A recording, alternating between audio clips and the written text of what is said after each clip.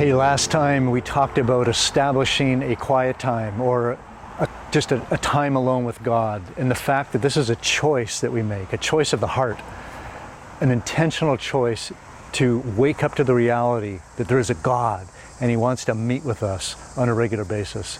Perhaps the time that you're going to choose to spend with Him is really the time that you're spending with Him right now. Maybe you've started into a bit of a routine with these rooted sessions, or maybe it needs to be adjusted a little bit. But commit yourself to whatever time that is, and make sure nothing takes the place of it.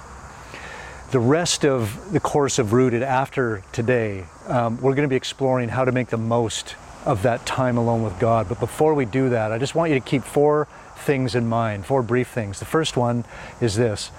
When it comes to quiet time, be expectant. Be expectant.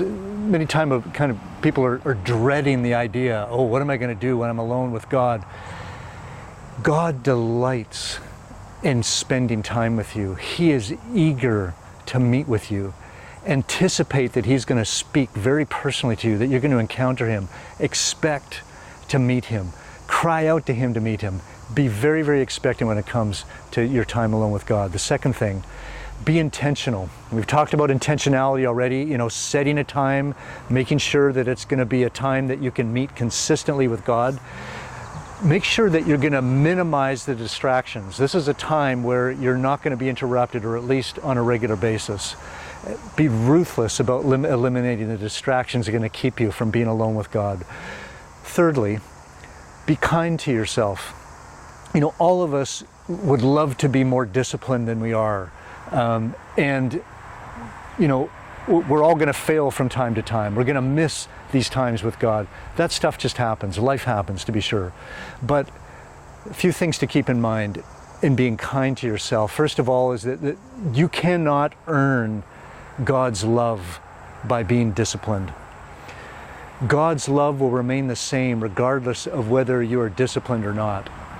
Receive that. Just embrace the good news of that I'm loved even when I fail, and allow that to compel you to be more consistent with your times of quiet with God. Focus on His love. Start small and allow this time to grow and to flourish and to naturally, in fact, supernaturally becomes a regular part of your life.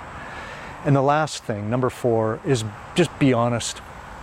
We all struggle with finding time alone with God. But typically, it's not a time problem that is the problem. It's a heart problem. When I am not able to find time for God, it's a reflection of the fact that I'm treasuring something else more than I'm treasuring Him. And so we want to be honest with God. Lord, I'm treasuring this. This has become more important to me. And just acknowledge that. He knows the struggle. Acknowledge it to Him. Confess it to Him. Ask His forgiveness and turn a corner and say, no, You are the one that I'm going to treasure more than anything else. This is how our love for God is cultivated. This is how our love relationship flourishes. This is how we experience and encounter God in fresh new measures, growing every day. Stuff happens. It happens in life, and our times alone with God will get interrupted. But when it consistently happens, that's something that we need to say, okay, wait a minute, something's wrong. I'm treasuring something more than Him. And then we turn the corner on that, acknowledge it, turn from it, and establish Him as our treasure once again. Set that time. What is that time going to be? That time alone with God on a daily basis. Set that time, guard it with your life, and make it a routine. And what we're going to talk about from here on in is how we can make that routine not become a rut. It's going to be a life-giving time with God. So I'm looking forward to this with you.